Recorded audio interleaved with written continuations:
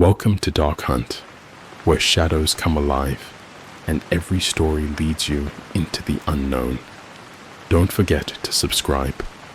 Let the hunt begin. The Lost Cabin in Black Hollow Woods. Three friends, Mia, Alex, and Jordan, set off on a weekend road trip to escape the monotony of their daily lives.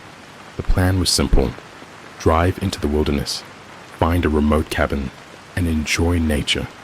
But somewhere along the way, their GPS failed, and they found themselves on a narrow dirt road surrounded by dense, uncharted forest. This isn't right, Jordan muttered, gripping the wheel tighter as the road narrowed. The trees loomed over them, blocking out the late afternoon sun. We should have hit the main road hours ago. Mia checked her phone. No signal. Maybe we should turn back? Alex, always the adventurous one, shook his head. We're already deep in. Let's find the cabin and figure things out from there. Minutes later, as if by magic, a cabin appeared in the clearing ahead. It was old and weathered, its wooden exterior darkened with age. The windows were boarded up, and the door creaked as it swayed in the wind. Looks abandoned. Mia whispered. Maybe. Alex replied, stepping out of the car. But at least it's shelter for the night. As they entered, the air was thick with dust and the faint scent of decay. The furniture was intact, but covered in sheets. An old fireplace sat unused, its mantel lined with unlit candles. On the wall, a faded portrait of a man stared down at them, his expression unreadable. This place gives me the creeps. Mia shivered. We should leave, Where else would we go? Alex reasoned. It's getting dark. Let's make the best of it. Jordan, reluctant but tired, nodded. Fine, but let's keep our stuff packed in case we need to leave fast. As night fell, they lit candles and huddled in the main room. The silence of the forest outside was deafening. No crickets, no wind, just an unsettling stillness. Then the knocking started. A slow, deliberate tap on the cabin's front door. All three froze. Who the hell would be out here? Jordan whispered. Alex approached the door and yanked it open. No one was there, just the dark forest staring back at them. Then, from behind them, a loud thud echoed from the upstairs floor. Someone's here. Mia said, her voice barely above a whisper. Alex grabbed a flashlight. I'll check it out. Jordan shook his head. No way, man. We all go together. The three ascended the creaking staircase, their breaths shallow. At the end of the hall was a single door, slightly ajar.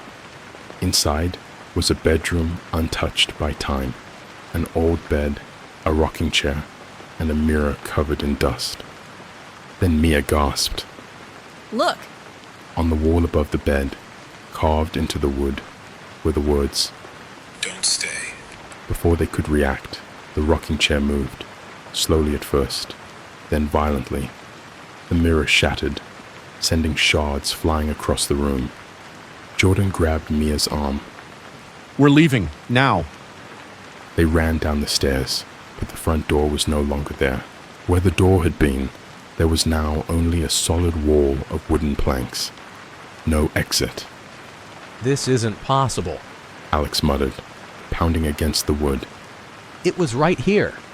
Mia turned in circles, panicked. The windows. We can break them. Jordan grabbed a chair and hurled it at the nearest window, only for it to bounce back, as if hitting solid stone.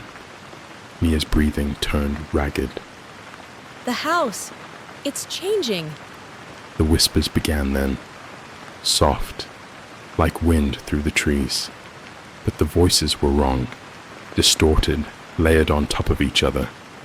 Then the lights went out. The darkness was absolute. The three clung to each other as the whispers grew louder, surrounding them.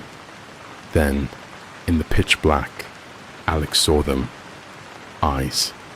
Dozens of them, glinting in the darkness. Mia screamed as unseen hands grabbed at them, pulling, clawing. Jordan swung his flashlight wildly, the beam cutting through the void. In that brief flash, they saw it. A towering figure with elongated limbs, its face obscured by shadows, watching them. Then, suddenly, everything went still. A voice, deep and hollow, whispered, "You shouldn't have come." And then they fell. Mia awoke first, gasping for air. She was lying outside the cabin, the first light of dawn breaking over the trees. Alex and Jordan groaned beside her. The cabin was gone. Only an empty clearing remained. Shaking, they scrambled to their feet and ran back toward the road. When they reached their car, the engine roared to life without hesitation. They sped away, never once looking back. As they reached the main highway, Mia dared to check her phone. One new message. From an unknown number, it read, "You escaped this time." Her blood ran cold. A week later, curiosity got the best of Jordan. He searched online for any record of the cabin. There was nothing.